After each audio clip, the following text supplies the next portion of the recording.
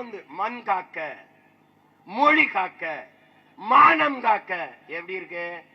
இவள் நாள் என்ன பண்ணிக்கிட்டு இருந்தீங்க? நாங்க தான் மண்ணள்ளி வித்துக்கிட்டு இருந்தோம், மண்ணை திருடி வித்துக்கிட்டு இருந்தோம். நாங்க தான். தூத்துக்குடி துப்பாக்கி சுட்டை இவர் பேச மாட்டார்.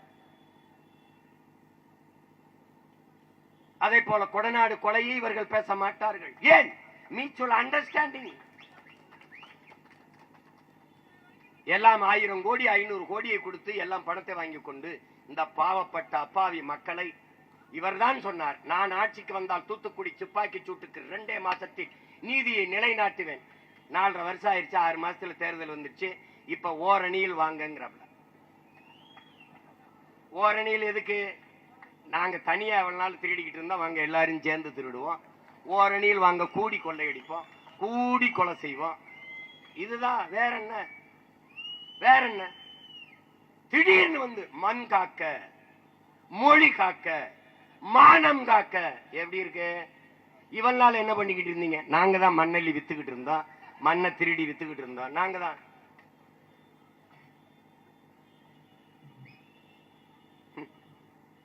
மானங்கட்ட கூட்டம் நம்மளுக்கு மானத்தை காப்பாத்தணுங்குது. கேவலம். கொடநாட்டிலே 5 பேர் செத்துருக்கான். அறிவார்ந்த தமிழ் சமூக மக்களே, என்னரும் தம்பி தங்கைகளே, ஒரு முதலமைச்சர் வாழ்ந்த இடம், முதலமைச்சரின் வீடு. அது 800 ஏக்கர்ல இருக்கிற ஒரு தோட்டம், ஒரு எஸ்டேட், ஒரு பெருந்தோட்டம். அதிலே இருக்கிற ஒரு பங்களா. அதிலே 1 மணி நேரம் இல்ல, 1 நிமிடம் கூட மின்சாரம் அணையாது. காரணம், அதுக்கு தனி தடம், தனி டிரான்ஸ்பார்ம். 1 நொடி கூட மின்சாரம் அணையாது. அம்மையார் ஜெயலலிதாவுடைய பங்களா, பெரும் மாளிகை. அதுல 1 மணி நேரம் மின்சாரத்தை துண்டித்தவன் எவன்? யார்கிட்ட பதில் இருக்கு?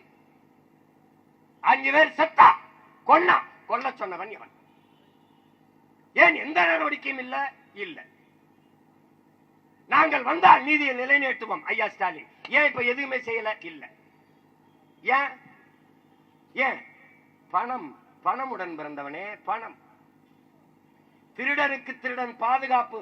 நான் அடிப்பது போல அடிக்கிறேன், நீ அழுவது போல அழு என்று 2 பேரும் நாடகம் போடுவான். அஜித் குமார் கொலையை எடப்பாடி ஐயா பழனிசாமி பேசினால், நீ ஜெயராஜ் பெண்ணிசை எப்படி கொன்றாய்? 2 பேரும். ஏன்னா 2 பேருமே கொலகாரப்பே. எவனை எதையும் பேச தகுதியற்றவன். இந்த மண்ணில் இந்த மகனை தவிர உங்கள் பிள்ளை என்னையும் என் உடன் பிறந்தார்கள், என் தங்கைகள் தம்பிகளை தவிர துணிந்து கேள்வி கேட்கிற திராணி துணிவு ஒருத்தனுக்கு இருக்கா? இருக்க முடியாது. ஏன்? ஏன்? சீட்டுக்காக நோட்டுக்காக நிக்கிறவன் நாட்டுக்காக நிக்க மாட்டான். வாக்குக்காக நிக்கிறவன் மக்களின் வாக்கை பற்றி கவலைப்பட மாட்டான். எனக்கு நீ போட்டா போடு, போலேன்னா போ, அதை பத்தி பிரச்சனை கிடையாது.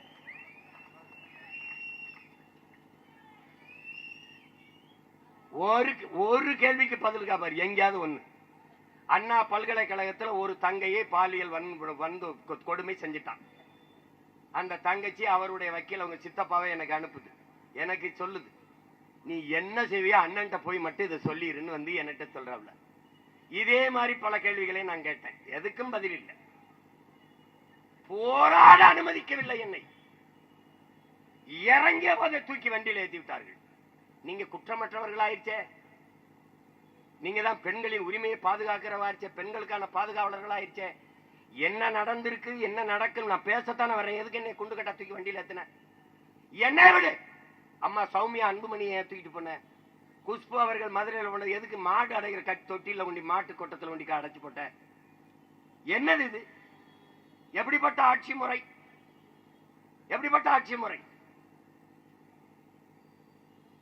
அந்த ஞானசேகரங்கிற ஒருத்தனே இதை செஞ்சுட்டானா?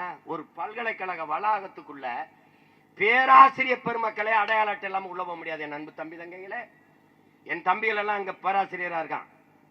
அவன் சொல்றான், அண்ணா வேற ஒரு கார், வேற ஒரு அங்க அந்த கார் பதிவு ஒரே வாகனத்தில் போகும்போது பதிவாயிரும். வேற ஒரு கார்ல வந்தால் அவ இறங்கி அடையாள அட்டை காட்டணும், என் வண்டி தான், நான் தான். அவ்வளவு நெருக்கடி இருக்கும். உள்ள சாதாரண ஒருத்தன் உள்ள போய் திரும்ப முடியாது. ஆனால் இவர் எப்படி இந்த ஞான தேசிகன் அடிக்கடி உள்ள போனார்? ஞானசேகரன் எப்படி உள்ள போனார்? எப்படி போனார்? தனியாக இருக்கிற பெண்களை எப்படி அவருக்கு தெரியுது? அந்த பெண்கள் இருக்கிற இடத்த மட்டும் தேடி தேடி எப்படி போய் பார்க்கிறார், எப்படி கண்டுபிடிக்கிறார்? இந்த முதலாக இந்த ஒரு பெண்ணோட அவர் தொல்லை கொடுத்து அதோட பிடிபட்டுட்டாரா? அதுக்கு முன்னாடி எத்தனை பெண்கள்? எப்படி இந்த துணி வந்தது? எந்த துணிவில் உள்ளே போனார்? அவரே சொல்றாரு, எனக்கு அப்புறம் இந்த சாருக்கு நீ அட்ஜஸ்ட் பண்ணணும். அந்த சார் எந்த சார்? குற்றவாளிகளை பாதுகாக்கிற ஒரு குற்றவாளியின் அரசு இந்த நாட்டில் நடந்து கொண்டிருக்கிறது. என் அன்பு தம்பி தங்கைகளே, அதை நீங்க புரிஞ்சுக்கணும். எங்கள் தலைவன் எங்களுக்கு கற்பித்தது, தன்னுடைய நாட்டிலே, தமிழீழ நாட்டிலே காவல்துறை படையை நிறுவி அந்த காவல்துறை படைக்கு முன்பு நின்று எங்கள் உயிர் தலைவன் மேதகு பிரபாகரன் பேசியது, குற்றவாளிகளை பிடித்து கூண்டில் நிறுத்துவது அல்ல காவல்துறையின் வேலை, குற்றவாளிகளே உருவாகாத ஒரு சமூகத்தை உருவாக்குவதுதான் உண்மையிலேயே காவல்துறையின் வேலை என்று. நீங்கள் குற்றவாளிகளே உருவாகாத சமூகத்தை உருவாக்கவில்லை, குற்றவாளிகளை பாதுகாக்கிற ஒரு குற்ற சமூகத்தை நீங்கள் இந்த நாட்டிலே திட்டமிட்டு உருவாக்கி இருக்கிறீர்கள். பிளே ஸ்டோர் மற்றும் ஆப் ஸ்டோரில் இருந்து பாலிமர் செயலியை QR கோடு மூலம் பதிவிறக்கம் செய்யுங்கள். செய்திகளை உடனுக்குடன் பெறுங்கள்.